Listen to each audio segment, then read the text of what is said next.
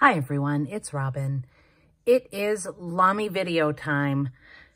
I'm not sure if I'm going to say your name correctly, if it's Katrine or Katrina, but this video is for you. You asked to see my Lamy pen collection and have some information about nibs and cleaning and all of the things with fountain pens. So here it is. I'm starting with my newest Lamys.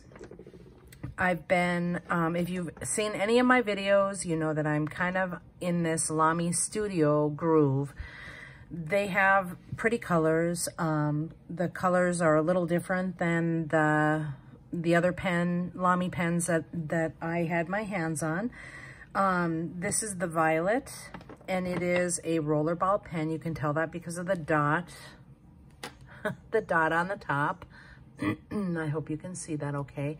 The ones that are actually fountain pens that you buy as fountain pens do not have that little dot on the cap, but this guy is very hard to find, and when I found out that I could swap out the end of the rollerball with a fountain pen end, I was really excited to get my hands on this guy. So this is the violet. I'll just go through the colors real quickly. This color is racing green. This is the olive green. This one is the pearl white. It's a little shimmery. And this one is terracotta. The pearl white and a few other of the Lamy Studio pens do come. They're a little bit more expensive because they come with a gold nib. I've since taken the gold nib out and swapped in a regular stainless steel nib, but they come with a gold nib, which looks like this. It's got the feed of the nib is gold. I'm not sure if that's going to show up on the video for you. I can get a little bit closer before it gets obnoxious. The feed on the nib is gold, and it does make for a very smooth writing experience. I bought my first one separate from this olive pen. The olive does not come with the gold nib, but I bought the gold nib to go with it when I was in New York City as a treat to myself, and so I've got two gold nibs. This pen, the white did come with a gold nib, and I've since put it in my violet. Okay. All right, so I'm gonna get into the nibs and changing things around here later on in the video. So I'm just gonna slide these guys over here for a minute, but I am going to tell you that I was able to take the cap off of the rollerball insert, which is really pressed in here hard right now. I can't, I'll have to twist it off or take something to pull it out.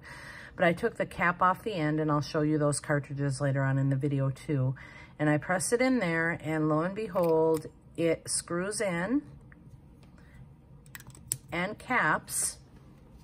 It writes really, really nicely, and it is now going to be the pen that I carry in my rust planner, because that is just too sweet, right?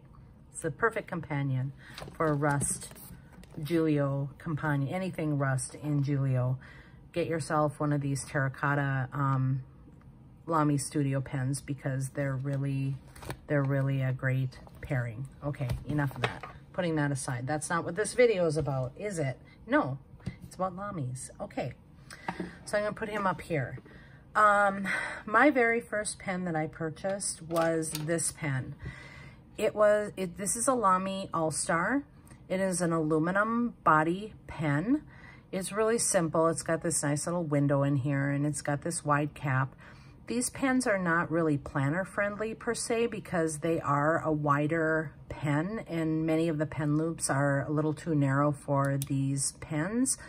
But I just loved it was the right price. I think it was about $40 or $50 in an art store. And I had my choice of many, and I chose this aluminum color because I thought, oh, I could put any color ink that I want to in it and it'll be great.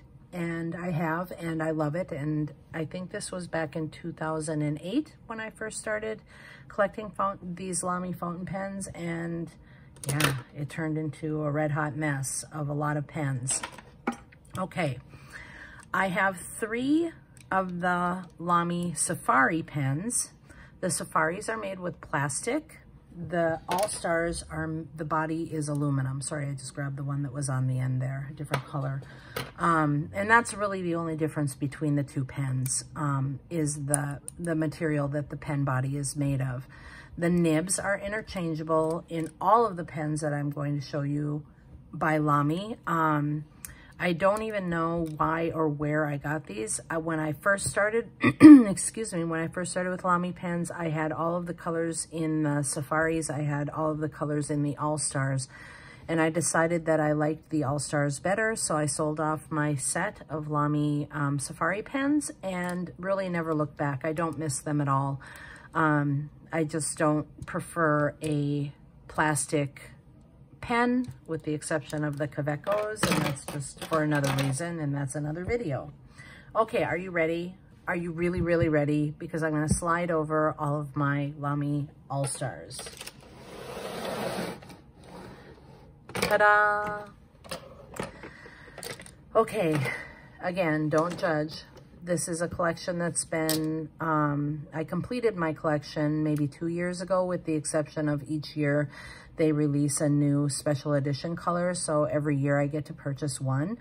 And then there was back a couple of years, they came out with, I think, 4 of these odd special edition in rose gold, regular gold, silver, and platinum maybe. I don't know what the 4th one was. I know about the first 3 for sure. I bought this one in New York too.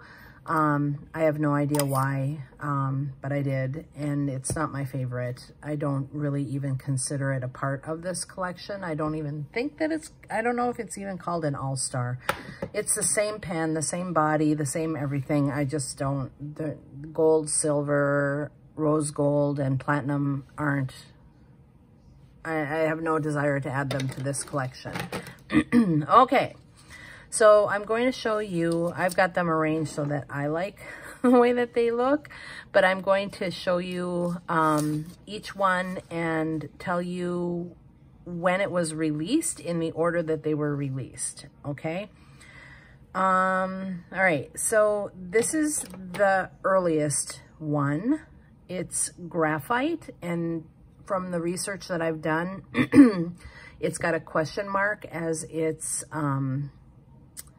when it was created or made or introduced. And yeah, so I don't know when, but it's listed in everybody's information as one of the earliest colors, I should say. I don't know if mine is necessarily of that early ilk, but it's one of the earliest colors. So this is aluminum. It's a nice kind of a blackish silver, or a platinum-y color. Different than this aluminum that I showed you, in that this one looks a little bit more silvery and this one looks a little bit more grayish. Okay, so aluminum and graphite. The next color that Lamy came out with is this one. It's called silver blue. This is one of my favorite. This was the last one that I found. This was the one that completed my collection. It's really pretty. It's periwinkly, purpley blue, depending on what light the pen is in. I think that it would be lovely with my new ink that I showed in my other video. So that is silver blue. The next newest one, and again, there's a question mark for when this pen was originally released. They do have a discontinued date of it, of 2008, I think. The next one that Lamy made is this one. It's silver green, and it's just a really pretty light green pen. Again, they don't have the date for the original, the first one being made, but it was discontinued, I think, in 2010. The next one I do have the date for. It is called Ocean. And it was, sorry, when it was originally released, it was called Ocean. And they've since changed the name to Blue, and it's part of the regular lineup. So you can still buy this color in the pen. The Ocean Blue was released in 2007.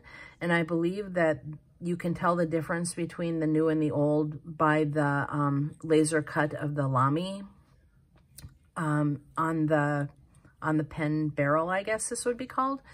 And you'd have to research that because I don't know much more than that other than it's pretty and it's blue. Okay, the next one that they released is this one. This one's called Raspberry, and it is a really pretty rosy pink color. And this was released in 2008.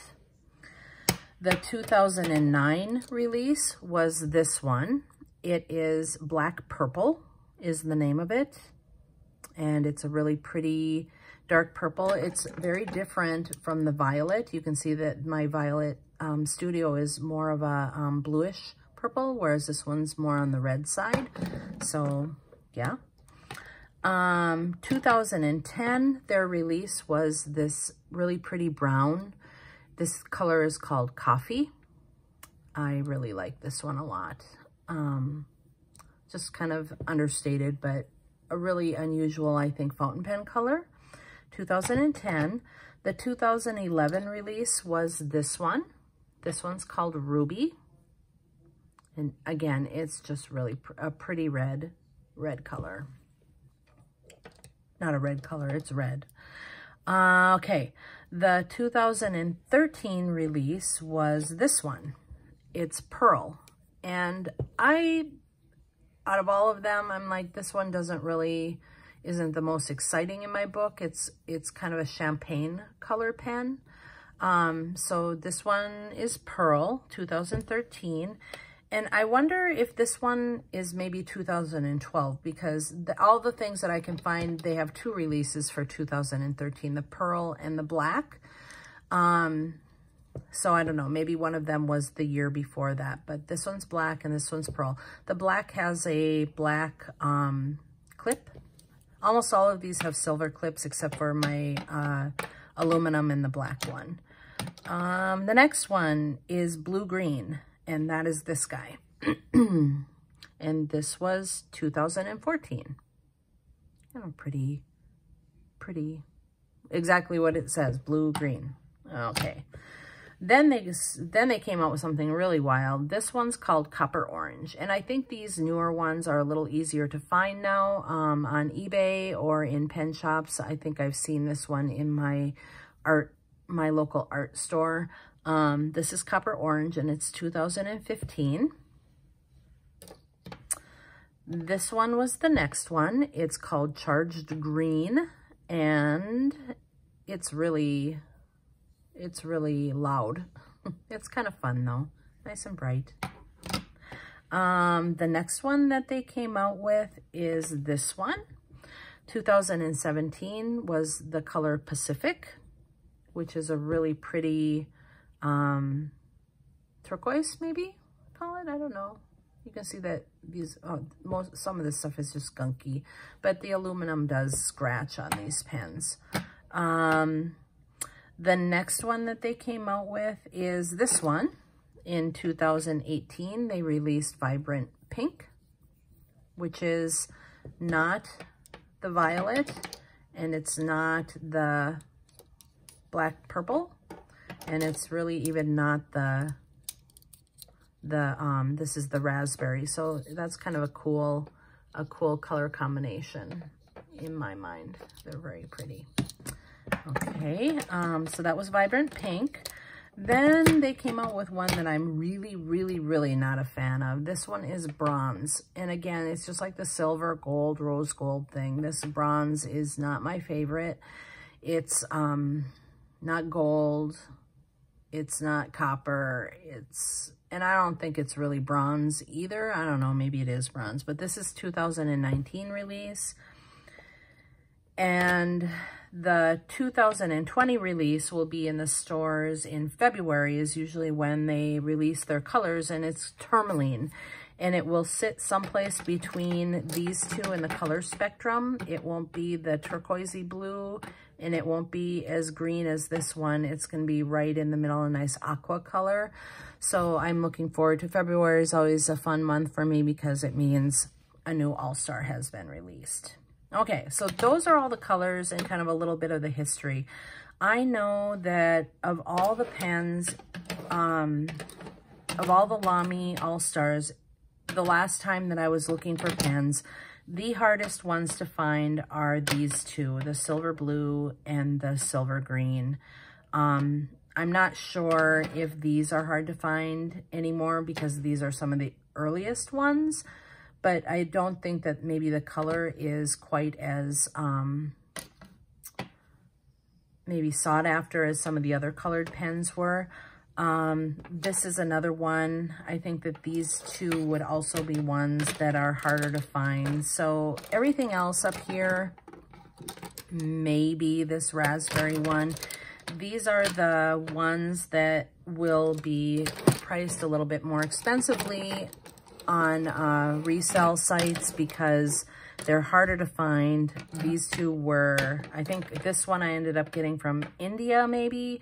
This one, I was lucky enough, somebody in Canada on one of the Facebook groups sold this one to me, and I don't even recall. Maybe I got these two together from India, a fountain pen dealer in India. So some of these were very expensive, and most of them were what they retail for, which is around $37. So it's an investment in this collection, but I really, really, really enjoy them. So that is all of the Lamy All-Stars with the exception, again, of these guys. So now I'm going to show you, which one should we use? Let's use one that I don't mind goofing around with.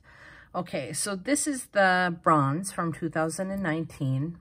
And all of the pens will have a screw-on end, and then the nib unit is on the end of the pen. And the reason that I love the Lamy line, they're not cheap pens. I think they're made well for what they are, but every single pen that I've shown you, the nibs are interchangeable with. And the way that it's easiest to take the nibs off is just to take some Scotch tape and put it on the nib of the pen. Now I'm going to be a liar, right? I guess I haven't taken this one off the pen in a while. Generally speaking, if you put the tape on the end, the nib will come off the pen. I store most of these without nibs on them. I thought I did. Well, there you go. That was an easy one to pull off. So the nibs just slide onto the pen as such, okay? And you can take a nib off of a pen and put it on another pen. Every single one of them is interchangeable. So even the gold nibs that I've shown you, if I wanted a gold nib on one of these All-Stars, I just pull it off the end of that pen and slide it onto the end of this pen, and I am set to go. I'm gonna have to leave this one out so that I can do some cleaning. It is never a good idea to store a fountain pen with ink in it, and I'm generally really, really good at making sure that there's no ink in my pens. And like I said, for the most part, I think most of my All-Stars don't even have the nibs on them. I just store them with the caps on them. You can use either ink cartridges, which look like this. Oops, that's not a Lamy one. Sorry. You can use an ink cartridge, and they do have the Lamy stamped in them. That's the one thing that is different about Lamy. This is a different sized ink cartridge than other fountain pens use.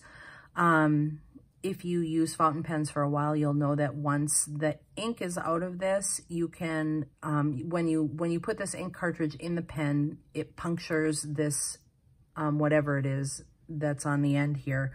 And so when it empties, you can actually rinse it out and use a syringe to put more ink in the cartridge and then reuse it.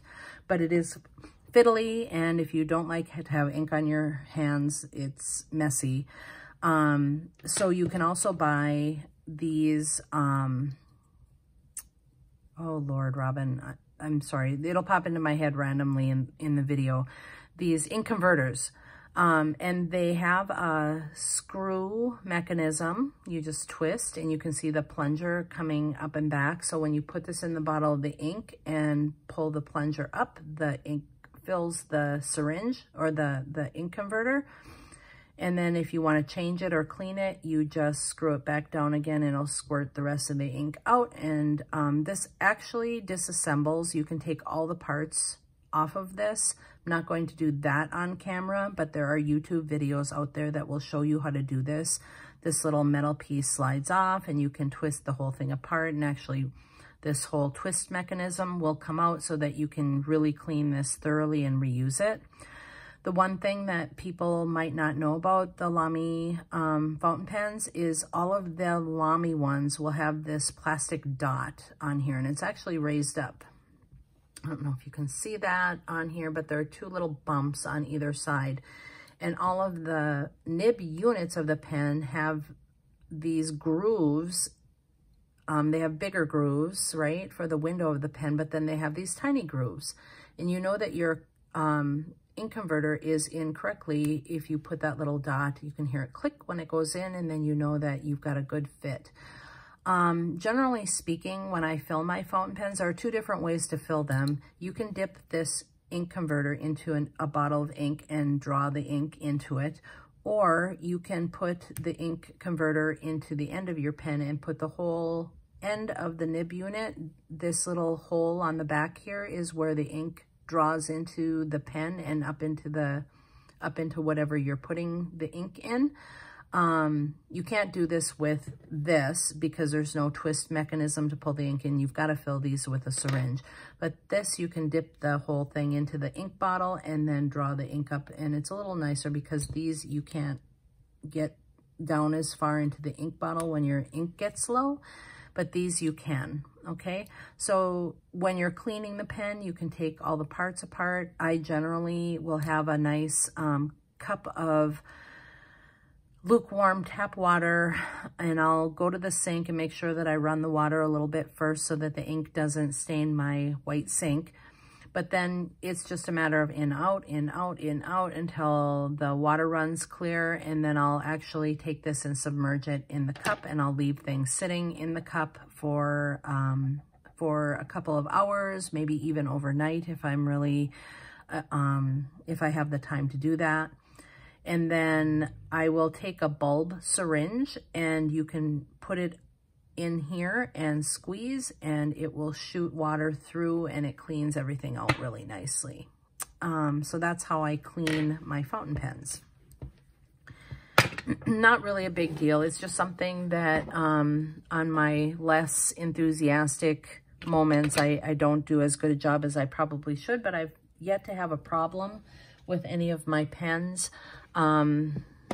not holding or holding on to the ink. Or I guess the biggest problem that I've seen in some of my other pens is the ink can stain the inside of a pen.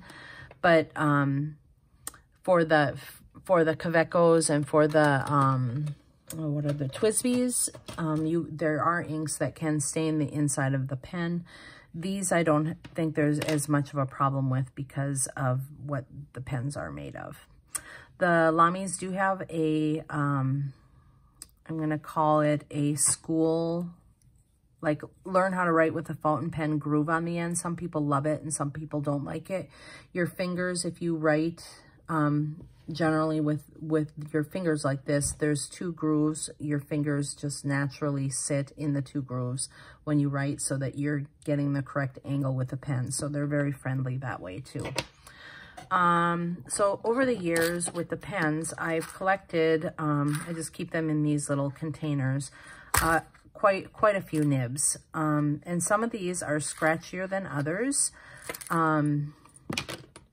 Lamy actually makes two different stainless steel nibs for their pens, or they used to. I don't know if they make the black ones anymore, but they make a silver stainless steel and they make a black stainless steel. And in my opinion, or in my experience from the ones that I've owned, the black ones seem to write a little more smoothly than the silver ones do. And then some of my black ones are a little bit more scratchy. But in general, even the scratchy ones are smoother than the definitely smoother than the scratchy stainless steel. And, I don't want to pull the gold one off my pen because it's got ink in it. But so those are what the little nibs look like. And this is extra fine. So I think I've got a black one in all the sizes, but you can get Lamy nibs in extra fine, in fine, in medium. I only have one bold nib, and I'll tell you why in a minute. I forget why I have an O on here. This is oblique. This is an oblique, which means that it is kind of a calligraphy, not a calligraphy. I forget. Oh, I should have looked this up before I did this video. I'll tell you on the next video what oblique means. But I've got 2 oblique nibs. It's definitely a different nib ending than the other pens, and I can't remember how they write differently. And then Lamy also does make calligraphy nibs. So I think these nibs, the calligraphy nibs, this is a 1.1. And this calligraphy nib is a 1.5, so you can get a variety of different calligraphy nib widths for a wider or a more narrow calligraphy line. I don't really like to use these fountain pens for calligraphy. I kind of prefer a brush pen for that, so I don't use those very often. But these are the different size nibs, and I think there's one more calligraphy size nib than what I have. I didn't get all of them. So all of these are interchangeable on every single one of the Lamy pens that I've shown you. The last thing I guess I want to share is there are 2 different, I should have had this up and ready to go too. There are 2 different ink cartridges that you can get for the Lamy pens. And I think that, the one that you want to get for the safaris and for the studios is the one with the red twist mechanism. This one says Lamy. It is a Lamy converter, and it does work, but it does not have the little bumps on the end of it. So I wouldn't guarantee. It looks a little different on the end too. It's a little more narrow at the end. So I'm not sure. I think I purchased this at an art store. It did not come with my pens, and it's really kind of, I think this goes with a different Lamy fountain pen than the studios and the safaris. The red is the one that you want to purchase. Let's see. I don't think this is my pen box. I don't know if you're interested in seeing that, but I like I like to be able to find things, and some of these things are less easy to find than other things are. These little nibs. I'll forget how I had these in here now so that they all fit, but I have spare ink cartridges, and empty and full over here because I generally use bottle ink, so I kind of keep those in here when I get them. Some silicone grease is something that's a really great thing to have for fountain pens if you're using an All-Star, a Kaweco or a TWSBI. You need to use this to make a really tight seal so that the ink doesn't just come blasting out all over the place. I don't own any TWSBIs anymore, but I still have a few TWSBI nibs that I probably should put up on the fountain pen for sale group. I have some random nibs from other pens. This is a nib for my vanishing point. And then I've got all these ink converters over here. I've got a toothbrush because that comes in handy for cleaning purposes. And then I store everything in this awesome box. I think I got this box at Organized Living, or yeah, I think that's the name of the store. And it's great because that tray fits inside here, and then the box has a handle. I have a soft cloth. I have some ink sample cards that I don't use. I have a glass fountain pen. This is not Lamy anymore. Here's a syringe that, when I'm saying that you can fill up those ink cartridges, you just need something really tiny to fit into the end of that ink. Did I have an empty one in here? I think I did. One moment, please. Here's an empty one. So you could literally put this in here and squeeze, draw the ink in here and then squeeze it into the cartridge and put the cartridge in the pen. So that's kind of nice. And this is long, it goes into the bottle. I always keep extra little plastic bags in here because I find them handy to put really tiny things in so they're not flying all over the place. I have some other converters for some other fountain pens in here. I have dabbled with these Pilot, I forget what these things are even called, but they're like the calligraphy pens that you can do in different colors. Didn't care for them. I have a few of the fountain pens that you can buy, the art ones that you can buy other nibs to go in for calligraphy. But like I said, I found out very quickly that calligraphy is kind of not my thing with a fountain pen. When I first started off with fountain pens, I went really bananas with ink samples from Goulet Pens and some other pen places, and I since have gifted most of them to my colleague at work. I just found that storing them, and I wasn't using them. So, and they're a hassle to store so that you know, you do the colored dot on the top and stuff. It's still hard to see the colors. So I don't have ink samples anymore. I don't purchase them. This is a Ink Miser ink shot well that you can put your last of your bottle of ink in here, and then your pen, when you put the pen end in to draw the ink in, it will go all the way down to the bottom and you can get all the ink out of the ink bottle. So that's kind of cool. It was a good investment. I'll let you know how that works when and if I ever make it to the bottom of a bottle of ink. An extra nib. Magnifying glass is a really great thing to have. I think I've got 2 or 3. It comes in handy for a bunch of things, but if your nib ever does get scratchy, you can use your magnifying glass to see if there's something caught in it or if there's a barb on it that you can sand off. Blotting paper is always a nice thing to have. Not only is it great for putting on top of ink when it's wet to kind of make sure that it's not transferring from page to page. If you have Tomoe River paper, that's handy. But it also will, when you ink up a pen, if you're not dipping the whole nib unit in, if you're drawing it through the cartridge or ink converter and then putting that into the pen, sometimes it takes a while for that ink to get down to the nib, and using this paper will help because of the absorbency. It will help draw the ink through the pen. So I think I'm going to say that because that's how I've used it, and maybe somebody who's a fountain pen fanatic might be like all over me and say that's not how you're supposed to do it. You can also use a Kleenex or a paper towel or something to get the ink flowing through the pen. I have a piece of thin brass. This would be for putting between the tines of the nib. The nib units have two. The nib sits like, let's see, I don't have 2 fingers that are equal to each other.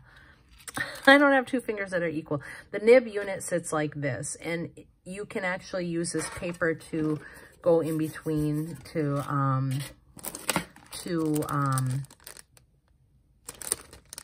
smooth it out if it's scratchy.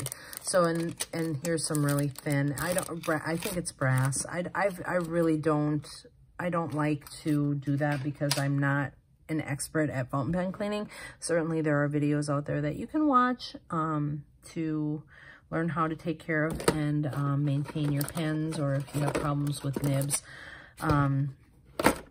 If it's an expensive nib, there's no way I'm taking that thin paper to my gold nibs. Just would never happen. But there are people in the United States who do work on fountain pen nibs and fix them, so you can always send them there. So those are some shouldn't be in that box because those have nothing to do with fountain pens. So that is my fountain pen junk that goes with my Lamy collection. And I think that I've showed you everything that there is to show you. Katrina, if I've missed anything that you wanted to see, please leave a comment below and I'll be sure to add something to a future non-Lamy video for you. It's already 35 minutes long, so I'm just going to say adios and I hope you enjoyed. Bye.